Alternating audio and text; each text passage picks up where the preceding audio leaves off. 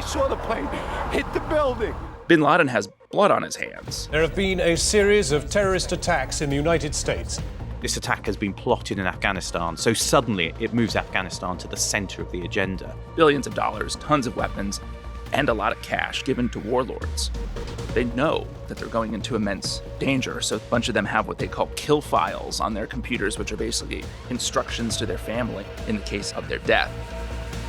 I want you to go there and I want you to bring back Bin Laden's head in a box. The warlord was standing in a small group of his senior officers. He moved with a strength and confidence that commanded attention and respect. He smiled at the difficulty the Americans had in getting down from their horses. "Welcome, welcome, my friends," he said, extending his hand to the CIA officer and his men. "In just a few minutes, we'll start the attack." The warlord motioned them towards the battlefield. As the first line of cavalry reached the infantry line, an officer in the middle of the line stood in his stirrups and raised a sword in the air. A shouted command could be heard above the firing, and the line of horsemen surged forward almost as one. Dostum turned his horse towards them, raising his arm and motioning in a broad sweep toward the battle. "Come, friends, let's follow the attack. We can see nothing from here." And with that, he turned and kicked his horse's flanks, riding straight into the fight raging before them. I'm Gordon Corera, and that's an account by J.R. Seeger, one of the first CIA officers in Afghanistan after 9/11, and he's describing one of the cavalry charges mounted against the Taliban in the opening battles of the war in Afghanistan. Yes, and I'm David McCloskey. Welcome to The Rest is Classified. This time we are telling the story of the very first CIA teams that went into Afghanistan in the weeks after the 9/11 attack. And I think Afghanistan, in kind of the CIA consciousness over the last generation, is a tremendous amount of resonance, right? I mean, this is a place where there have been 18 CIA casualties in Afghanistan since 9/11. That's more than any other war in the agency's history. And maybe that doesn't sound like a massive number, but the agency is a very small place. This is a place where a lot of officers who came in after 9/11 served in Afghanistan, right? And we're going to talk today about really the beginning of all that and the story of the very first casualty in Afghanistan, a paramilitary officer named Mike Spann, who was on this team that was inserted behind Taliban lines really just weeks after 9/11. And it's a story of, as we heard in the opening quote, of cavalry charges, horseback, and forts. I mean, there is a Wild West feel to it, isn't there? There's very much a Wild West feel to this. It's a period, I think, where we were the insurgents in Afghanistan, which now is it's almost impossible to think about that. But there was a Taliban government, and the U.S. and its allies were actually trying to overthrow it, in many respects. And there were so few CIA officers there, which is another theme of this story. It's an exceptionally light footprint before this whole kind of militarization of the war that was to come. So we're recording it now with the Taliban back in control of Afghanistan after the US withdrew a couple of years ago. But this is a point in which they are first overthrown by the US. And I think it raises some interesting questions about whether things could have turned out differently in Afghanistan in the following years based on what happened at this period in 2001. But let's go back. Let's start in 2001. And that period around the time of 9/11, those attacks on the US in September 2001. Well, yes, the Afghanistan of 2001, is it really a country? It's kind of a question. If it is, it's an unlucky one, in the words of its former president, Hamid Karzai. It's a patchwork of, and this is going to be critical for the story here, but it is a patchwork of ethnic groups. The Pashtuns, which are sort of the dominant ethnic group in Afghanistan, are governing it on September 11th, run by this group called the Taliban, or as they like to call themselves, the Islamic Emirate of Afghanistan. And for hundreds of years, Afghanistan had been sort of Pashtun ruled. But about half the population are not Pashtuns and have really resisted, for much of that time, sort of domination by Pashtuns. There are Tajiks, Uzbeks, Turkmen, Hazara, which are sort of a Shia group. And there's been a civil war in the 90s between all of these groups, between 1992 and 1996, that's absolutely brutal. Bunch of ethnic killings, people locked and sort of baked alive in shipping containers. I mean, Kabul didn't have electricity for much of the 90s. And another key point here, Gordon, I think, to sort of set up how the Afghanistan, the CIA comes into, is that it's only recently that the Taliban has really conquered many of the places that we're going to discuss. They don't control the whole country. And there are groups of these, Uzbeks and Tajiks, so-called Northern Alliance, that have been fighting sort of this valiant rearguard action to try to resist the Taliban, and who, on the eve of September 11th, are really kind of losing. Many of them have been pushed out. Their sort of domains have really shrunk over the last few years. And the key link with September the 11th, 2001, is that this is where Osama bin Laden, the leader of Al-Qaeda, has been based, sheltered by the Taliban, effectively planning those attacks on the United States. That's right. Yes. And he has, again, we think about bin Laden as being in hiding, in a cave somewhere. But this is a period where he's close friends with the leader of the Taliban. There's a network of Al-Qaeda sort of infrastructure and training camps in Afghanistan. And there are hundreds, if not thousands, of fighters. There's sort of an Islamic international in Afghanistan before 9/11 of fighters from all over the world who are paired up. They're Al-Qaeda, but they are effectively fighting for the Taliban. And the US and the CIA, I mean, Afghanistan has not been a high priority, has it, for these countries? So there's not much interest. It's not top of the agenda. But there are some links from the CIA, and they've had some contact into Afghanistan in this period, particularly in the 90s. That's right. We don't have an embassy there. Yeah. So there's not a CIA station, or formal presence in country. It is a bit of a backwater, I think, for the U.S. national security establishment. But the CIA does know Afghanistan deeply. They have, it's sort of unique, I think, among the national security bureaucracy in the States in that respect. And of course, it goes back to links from the Soviet invasion when the CIA had this massive covert action program to supply the Mujahideen from 1981 to 1987. I mean, billions of dollars, tons of weapons, and a lot of cash, critically, for the story to come, a lot of cash given to warlords during that time period. So they've still got these links with these warlords from the 80s and through into the 90s. And it's the CIA specifically, because it's the intelligence agency. It does those kind of covert, clandestine links with organizations and people like that. That's right. And as bin Laden is plotting attacks and conducting attacks against the United States through the 90s, I mean, you think about the East Africa embassy bombings, where a couple hundred Americans were killed in the late 90s. Attack on the USS Cole, the destroyer in a port off of Yemen in 2000. So bin Laden has blood on his hands before September 11th. Yeah. And the United States, the CIA in particular, they're trying to find him. And they are actually working with some Afghan warlords, supplying them with non-lethal equipment, communications equipment, night vision goggles, cash, in the hopes that they can help target and hunt down bin Laden in Afghanistan. But it's been a bit, not half-hearted, but limited, that operation. And then, I guess, September 11th, 2001, nearly 3,000 Americans killed. And immediately they know it's bin Laden, don't they? Day of. They're sure of it. This attack has been plotted in Afghanistan. So suddenly it moves Afghanistan to the center of the agenda with the desire to I guess, quickly do something, which means people turn to the CIA and the agency. That's right. And we should note that prior to 9/11, the agency had no formal authorization to actually kill bin Laden. There was no sort of off-the-shelf, what we'd call a covert action finding, a lethal finding, to give the agency the authorization to do that. But what the CIA did have, and in particular its counterterrorism center, there was a plan of what they would do in a kind of unconstrained environment, if they had one, to go and work with really warlords in Afghanistan to hunt down bin Laden. There's a so-called blue sky memo commissioned by the National Security Council at the White House almost a year before 9/11, where the CIA and the Counterterrorism Center, what we call CTC, had actually come up with this plan. And it was basically, you think about the sort of militarization of the war in Afghanistan, it was the exact opposite of that.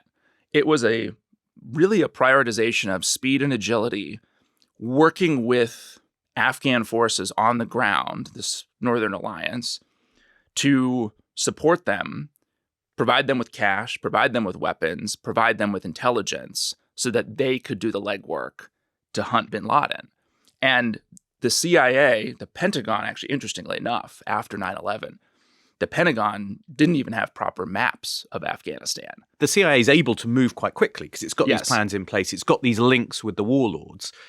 The Pentagon wasn't. And I think there was quite a lot of tension, wasn't there? Because normally the military are the ones the president turns to and say, can you do this for Right. me? Can you overthrow the Taliban? Can you do something? Donald Rumsfeld was pissed off. Yeah, Donald Rumsfeld, who was the Secretary of Defense at the time. was pissed off. And I remember hearing about this tension because suddenly it was the CIA people who were like, we can do this, or we can Right. go now because we've got the links and the contacts to be able to go fast onto the ground with small teams in Afghanistan, which is the plan that they're basically coming up with. That's right. And there's a whole bunch of things now that seem insane, but the CIA's risk tolerance at that time really was much higher. You know, the Pentagon, as they got into the planning, they were really concerned with, okay, well, if we send in any kind of special forces teams, do we have the ability to kind of do search and rescue, right? The CIA was basically like, if we send our people in and, you know, things go sideways, we're going to die anyway. Yeah. So we don't care. So there's a difference between how the Pentagon, the US military approaches these things and how the more nimble, if you like, in this case, CIA does it. That's right. And the plan was really that the CIA would send in these small teams, 8 people or so very small, to link up with Army Special Forces, or sort of Green Berets, as they're colloquially known, to link up with these warlords and basically, use U.S. air power intelligence to supplement the warlords' infantry to take the fight to the Taliban and Al-Qaeda. And the plan, again, is really to make the U.S. We're the insurgents in this plan, fighting against the Taliban. And it was run out of CIA headquarters by the Counter-Terrorist Center. Yes. And this interesting guy called Kofa Black, who I've met. He's slightly larger than life character, larger in every sense. Big guy, quite intimidating. Speaks with a slightly unusual accent. I think he spent some time in England. He did, yes. Slightly inflected English accent. And I always remember someone else telling me, who was being sent into Afghanistan, that he went in to see Kofa, and Kofa said, I want you to go there and I want you to bring back bin Laden's head in a box on dry ice.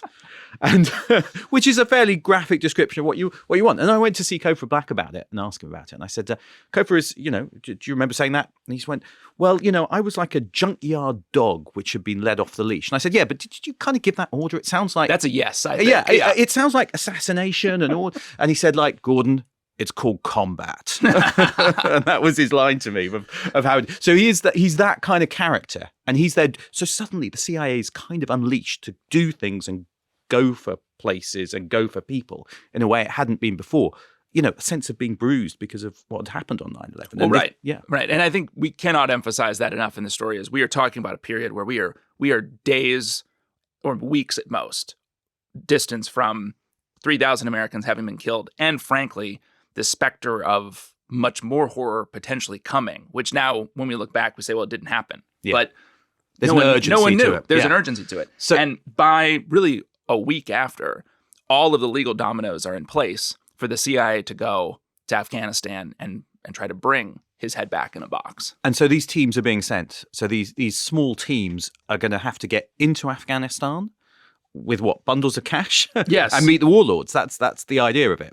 There is a lot of cash that goes in. So, the first team actually goes in the last week of September with $3 million in cash, sort of non-sequential bills, as one does. That's quite a lot, isn't it? It's kind of big palette. It's heavy. Yeah, It's heavy. In the memoirs from this time, there's a lot of discussion about how heavy the money is, where they store it. Yeah. I mean, they're not bringing safes with them into the country. So all this money is actually just being stored in duffel bags and Pelican cases and things like that, and just kind of used almost as furniture in the places where the CIA officers are staying. Now, the first teams go in, they link up with a group of the Northern Alliance just kind of north of Kabul in a place called the Panjshir Valley. Now, this group that goes in first effectively doesn't do much for the first couple weeks other than try to get this thing going.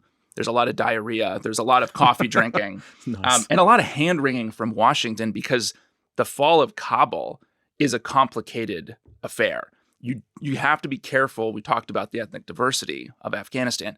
You need to be careful about Who takes Kabul? Who takes it, right? Yeah, What 'cause is, I remember what this, is the that they were government worried going to that be? if the wrong right? group takes it, they're going to just massacre everyone and it's all going to go wrong. So they want it to hurry up, but they also don't want it to go wrong. Right. Yeah. And so this group working with Tajiks north of Kabul are kind of nothing quite gets going militarily for a few weeks, but there is an Uzbek warlord up in northern Afghanistan who has just recently returned from exile in Turkey, and he is a man by the name of Abdul Rashid Dostum.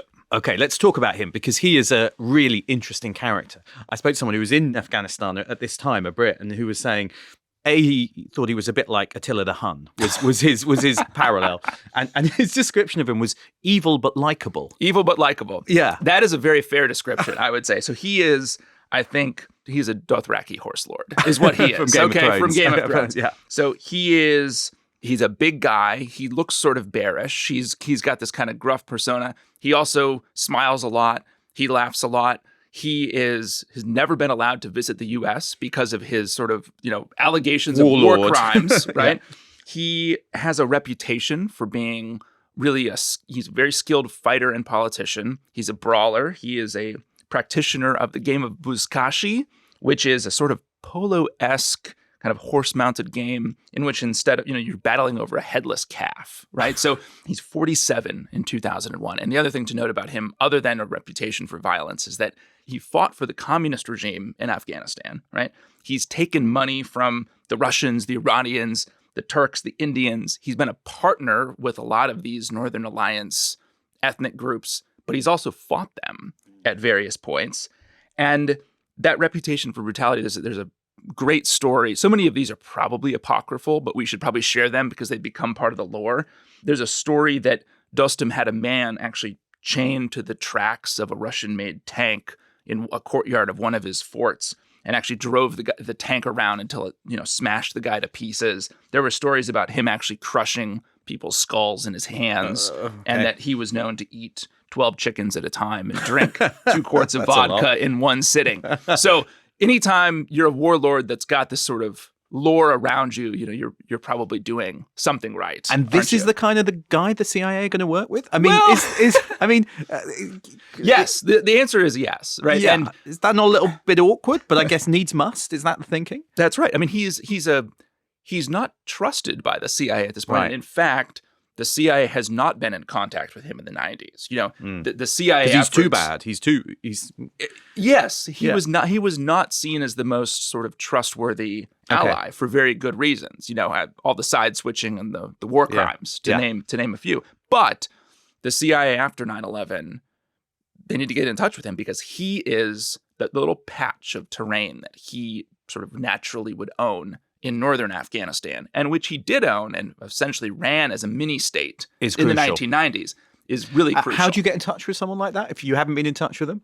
Well, clearly you work through a friend who used to work at the National Automobile Dealers Insurance Trust in Washington, D.C. Yes, because so Dostum, again, has no direct relationship with CIA.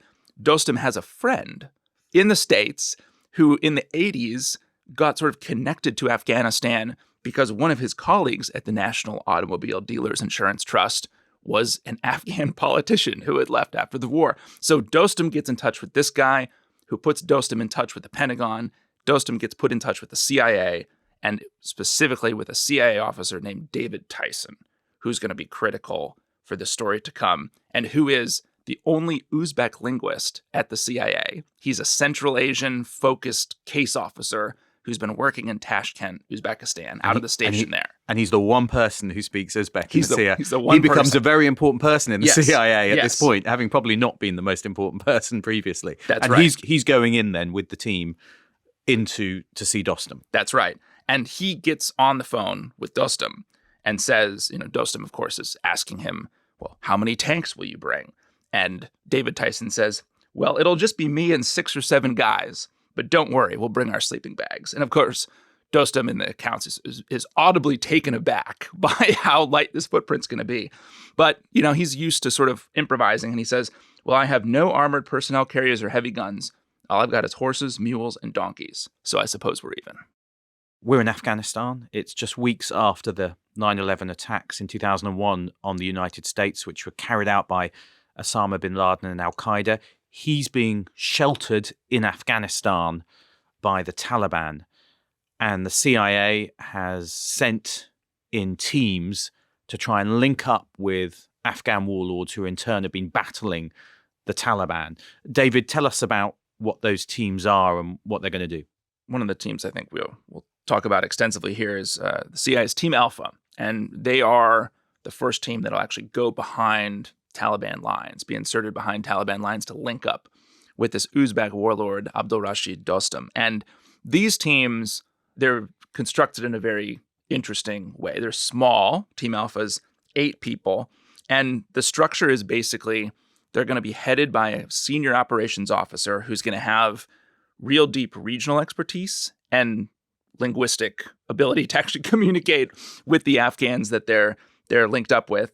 Paramilitary officers, right? Because you think about that as basically a CIA officer who's going to have the ability to fight, right? To be armed. I mean, everyone will be armed, but these are guys who have really special forces backgrounds, special operations backgrounds prior to joining the agency. And it might be worth saying here that that's something which the CIA does, which, for instance, MI6 in Britain doesn't do in the same way. The CIA has analysts, it has case officers, right, who are the people who kind of handle agents, and it's got this paramilitary division who are, if you like, the gunslingers. That's right, the CIA. yes. And at the time, it's known as the Special Activities Division. Yeah.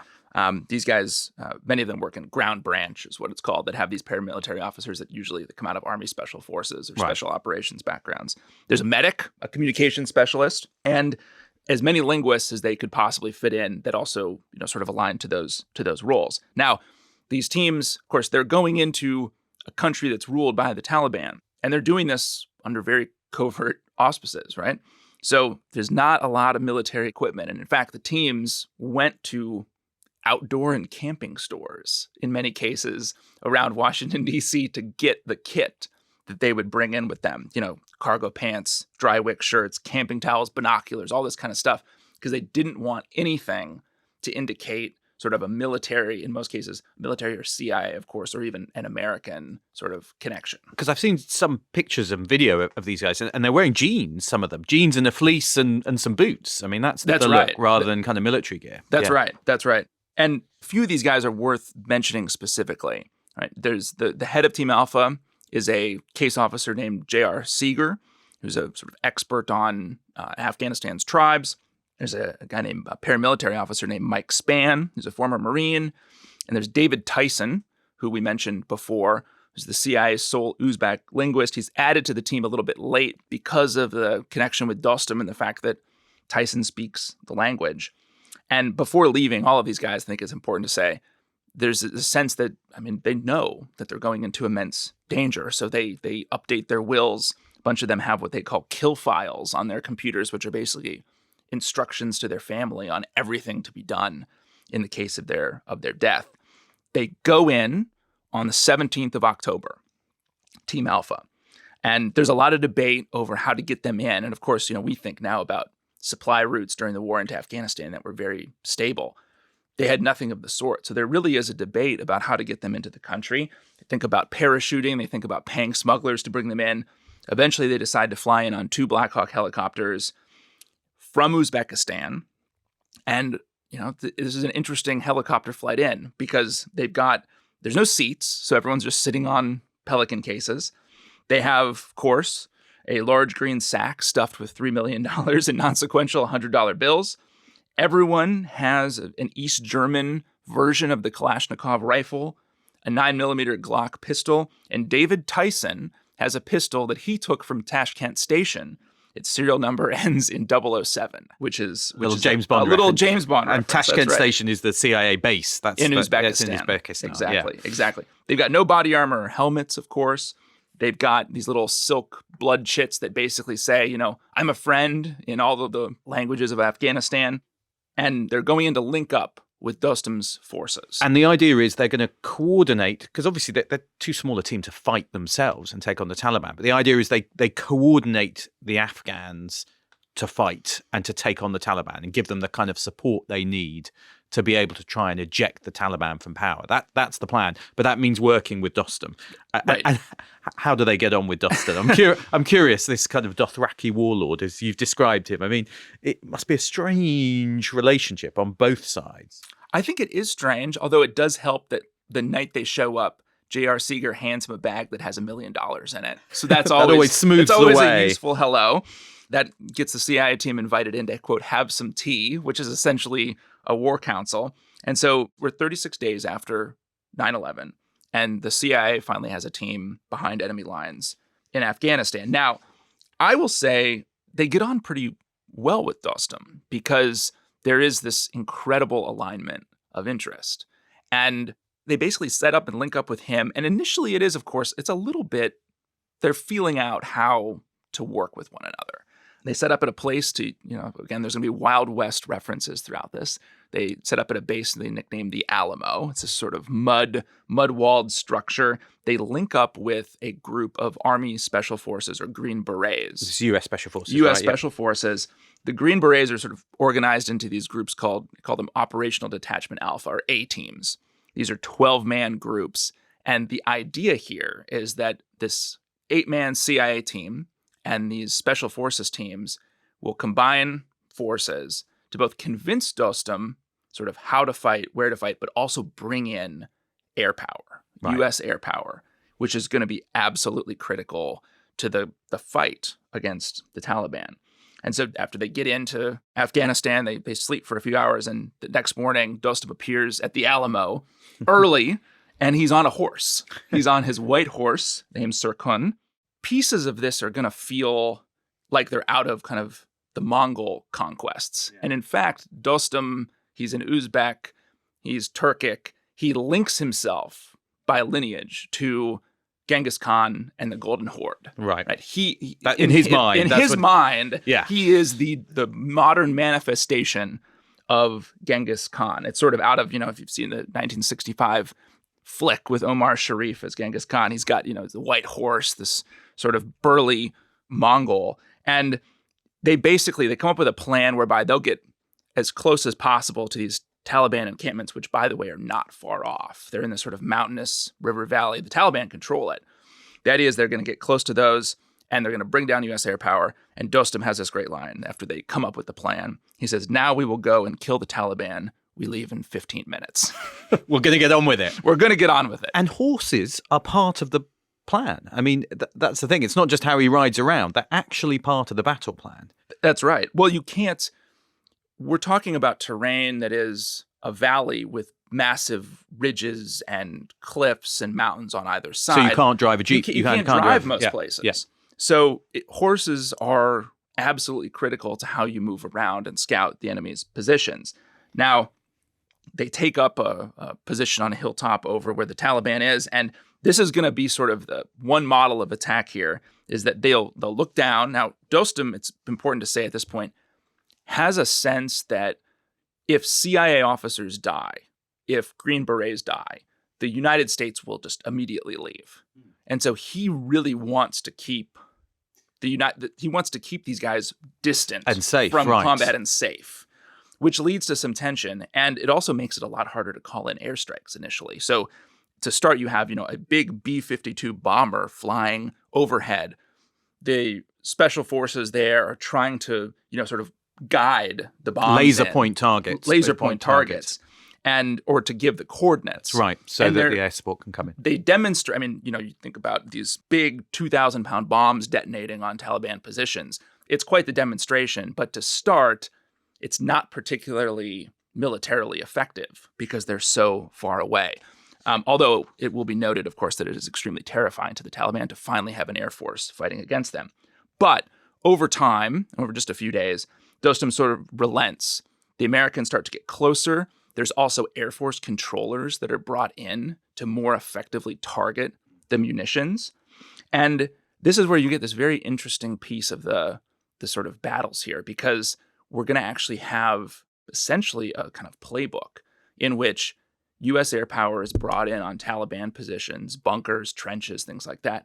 And then the Uzbeks will ride in mounted on cavalry. There'll be cavalry charges, sometimes of 400, 500, 600 people charging Taliban lines after the U.S. has bombed them. It does sound like something out of deepest history rather than something that happened 20 years ago. Game of Thrones. Or Game of Thrones, exactly. I spoke to one person who'd witnessed one of these. I don't think he wants me to use his name, but he knows who he is. And he talks about watching these cavalry charges, and they would put their heads down so they couldn't get hit, kind of beneath the horse's head, then ride and kind of jump over the trenches. So they were kind of then behind the Taliban positions and then kind of attack the Taliban positions from behind, having literally kind of jumped those trenches on horseback. And I mean, it sounds like quite a sight. It must be some of the largest cavalry sort of action since I wonder. Second World War. Yeah, I don't know when else we've had cavalry charges recently. But well, and it is. I think it's worth a note on the Uzbek fighters and the horses, because the guys who are on the ground, the Team Alpha guys, will note just how much willpower these horsemen have, how much suffering they've endured, and it makes them relentless and quite cruel in many respects. And of course, the Team Alpha guys, David Tyson, Mike Spann, J.R. Seeger, they have to be on horseback a lot. Now, many of that Team Alpha group were actually fairly accomplished horsemen and had experience on horses in the States. Hang on a sec. Is this normal in CIA training? Did you get taught how Absolutely. to ride a horse? Day one, they put you on horseback just to see. Can you ride a horse? Seriously? They didn't put you through that. No. Okay, I had no horseback training during my time. That's not how I imagined. It's not normal. But these Uzbek horses, and the Uzbeks, by the way, will call their horses to the Americans Uzbek Humvees, is how they refer to them. They're smaller than horses you ride in the States. They're meaner. They fight with one another. And the Uzbeks have trained them to run toward gunfire rather than away. David Tyson will still recount these rides up, in kind of in this valley, sometimes 12, 15 hours. And you're on horses that are too small. You're riding with saddles that are essentially like cardboard, very small saddles, stirrups that are too small for large American feet. It's extremely uncomfortable. And in fact, the Uzbeks get quite a lot of joy about how terrible the Americans are at riding their horses. So in the morning, before David Tyson sort of gets into the saddle, one of Dostum's men got fond of bringing his own horse over and making his horse fight David Tyson's horse until David Tyson fell off. So this is the strategy. You're going to use horseback, cavalry charges, and air power. So a kind of mix of old and new to take on the Taliban. And the target for this group is a crucial city in the north of Afghanistan, isn't it? Mazar-i-Sharif. You're not going to let me tell the condom story. Tell Gordon. the condom story. You wanted to tell this story. All right. Before we get to Mazar-i-Sharif and the military objective, there's, of course, a tremendous amount of culture shock between Team Alpha and their Uzbek companions. And all of the supplies are coming in by airdrop, right? Now, one thing to also note here is Abdul Rashid Dostum is a huge fan of military readies. These military meals, right? MREs. The ones you carry around when you can heat up That's quickly. Right. Meals kind of ready to eat. I was unscripted. Yeah. So he's a big fan of these. He must be one of the few people who is. That's right. Not so very nice. Every airdrop he loves when they bring in the MREs. But they also bring in a couple of Dostum's men ask for what they call devil's water, which is vodka. So the CIA drops Tashkent Station in Uzbekistan is supplying these airdrops. They put some vodka in one, and the station chief in Tashkent decided it would be fun as kind of a joke if he included some Uzbek condoms in one of the airdrops. Now, David Tyson tried to convince the Afghans that they were just for covering up their rifles. And there actually is something to be said for covering up your rifle with a condom, because then it won't get wet. There won't be, dirt won't get in. But the Afghans noticed there was a picture of a scantily clad Uzbek woman on one of the wrappers, which led to more questions about what these actually were. And David Tyson tried to explain they were prophylactics. The Afghans thought, why would we ever need these?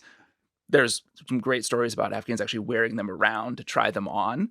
And then eventually, when some of them became frustrated with this, David Tyson apologized and said, no, they're just rifle covers. Don't worry about it.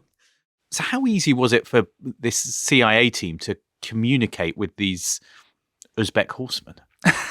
Well, and of course, David Tyson spoke Uzbek. But for most of them, I think there really is this, and frankly, I think even for David Tyson, the sense of there's a tremendous chasm between the cultures, obviously, but also just the ways of thinking, right? I mean, when the Team Alpha guys are talking with the Afghans about calling in, like where they call in an airstrike, the Team Alpha guys, the Americans, are trying to get like geo coordinates, or point a laser at something. And the Afghans are talking about the elevation of the distances in relation to other pieces of the geography, not in terms of meters or yards or steps or anything like that. They don't use that. They don't use that. They don't think about sort of the world that way. You know, Dostum could read a map. Most of his men couldn't, right? They couldn't, I mean, even in their language, they couldn't read a map. And it's interesting talking with CIA Afghan hands, you know, who served in the country over the past 25 years.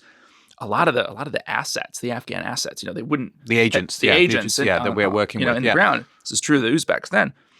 Wouldn't really know what numbers were, and so if they were given a phone and told to call this number at this time, it was like it just wouldn't compute, and so you have to enter a number into the phone, save it, and then put like a little orange sticker on the 3 and say, you're going to push this sticker when you need to talk to me, because there's the idea of 3, the number, just wasn't in the vocabulary. And yet I don't say any of this to say that these guys weren't, intelligent or smart. I mean, these guys were extremely physically courageous, and it's a fighting kind of martial culture that the CIA was walking into. And yet the ability to sort of communicate was remarkably absent. Yeah.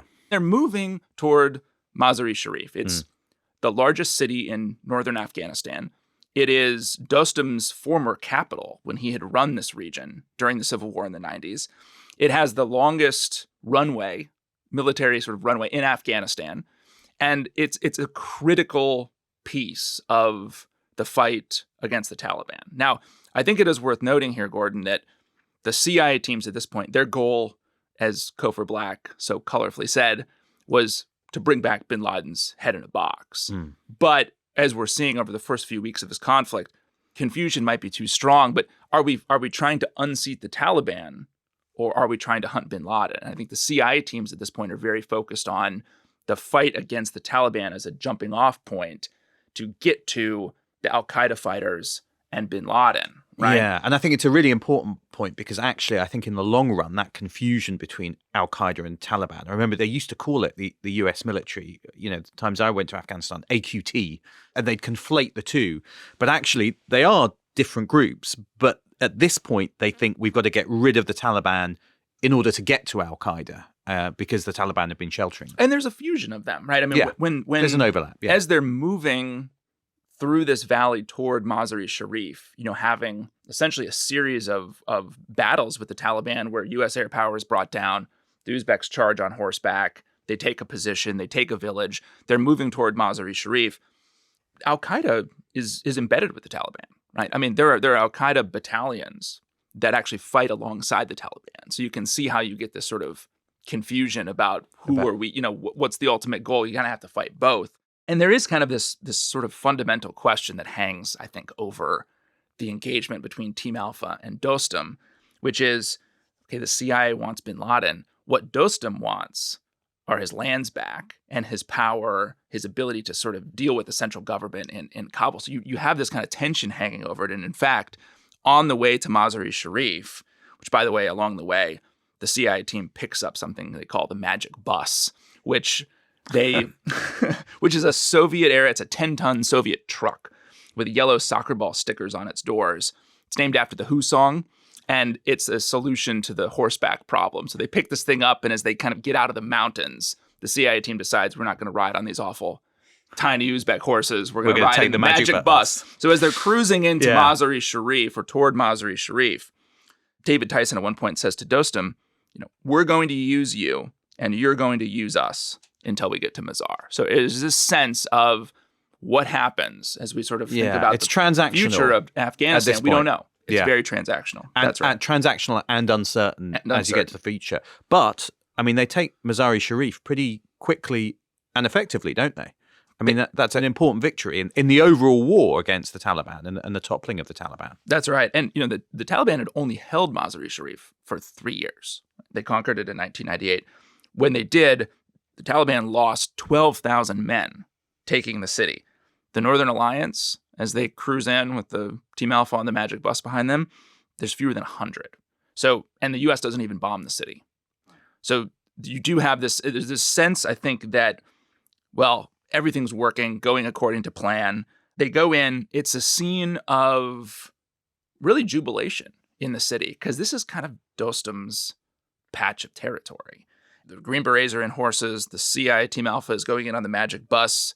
Dostum arrives in kind of a white Land Cruiser. He's filmed, people are coming out. The markets are open. There's a shrine in Mazar-i-Sharif, which the Taliban had closed, shuttered over the last 3 years, that reopens. There, women are not in burqas. So there's this sense that something is lifted, right? In this sort of air of kind of jubilation and celebration in the town. Dostum goes in and sort of famously prays at this. He's not a religious man by any stretch, but he knows he's got to do it. He knows he's a good showman, I think we can say, for a horse lord. He prays at this shrine. He's got tears streaking down his face and kind of takes a victory lap around northern Afghanistan because the Taliban have been defeated. I mean, they've landed on the 17th of October. In 3 weeks, they've taken the largest city in northern Afghanistan, this critical piece, and they've won every battle along the way. And it's a significant moment in the overall war as well, isn't it? Because there was frustration, I remember, in London and Washington, that things until then had actually been going a bit slowly. They'd appeared stuck.